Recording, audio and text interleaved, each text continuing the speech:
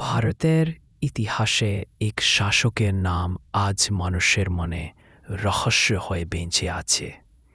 এক শাসক যাকে কেউ বলেছে প্রতিভাবান, আবার কেউ বলেছে পাগল। মুহাম্মদ বিন তুগলক। তার শাসনকাল ছিল মাত্র ২৬ বছর, কিন্তু এই ২৬ বছরে তিনি এমন কিছু সিদ্ধান্ত নিয়েছিলেন যা বদলে দিয়েছিল গোটা উপমহাদেশের ভাগ্য। ১৩২৫ সাল, মাত্র ৩০ বছর বয়সে তিনি সুলতান হলেন। তরুণ, শিক্ষিত, বহু ভাষাতেই দক্ষ, আর সবচেয়ে বড় কথা, এক অসম্ভব উচ্চাকাঙ্ক্ষী মন। তিনি চেয়েছিলেন ভারতকে বানাতে এক অদ্বিতীয় পরাশক্তি। কিন্তু তার আচরণ, এক নিয়ম, অন্যদিকে অবিশ্বাস্য উদারতা। বিদ্রোহীদের বিরুদ্ধে নির্মম, কিন্তু দরিদ্রদের পাশে দাঁড়াতে দ্বিধা করতেন না। মানুষ বুঝতেই পারতেন না এই মানুষটা আসলে কে। সেই সিদ্ধান্ত যা ইতিহাসে তাকে চিরকাল বিতর্কিত করে রাখবে।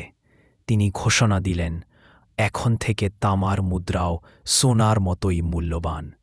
শুনতে ভালো লাগলেও মানুষ শুরু করল জাল মুদ্রা বানানো।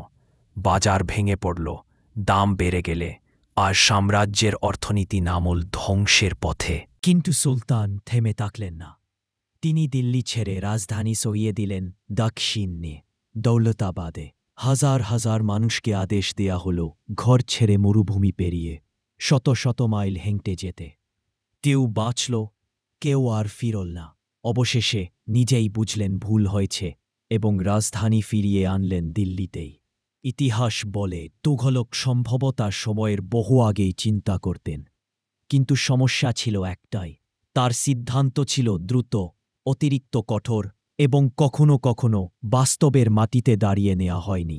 এই জন্যই যে শাসক হতে পারতেন ভারতের অন্যতম শ্রেষ্ঠ সুলতান, তিনি ইতিহাসে রয়ে গেলেন রহস্যময় ভুলের সুলতান নামে, মুহাম্মদ বিন তুঘলক। তিনি কি ছিলেন এক দৃষ্টিমান প্রতিভা, নাকি ভুল সিদ্ধান্তে পথ হারানো এক সাম্রাজ্যের স্থপতি?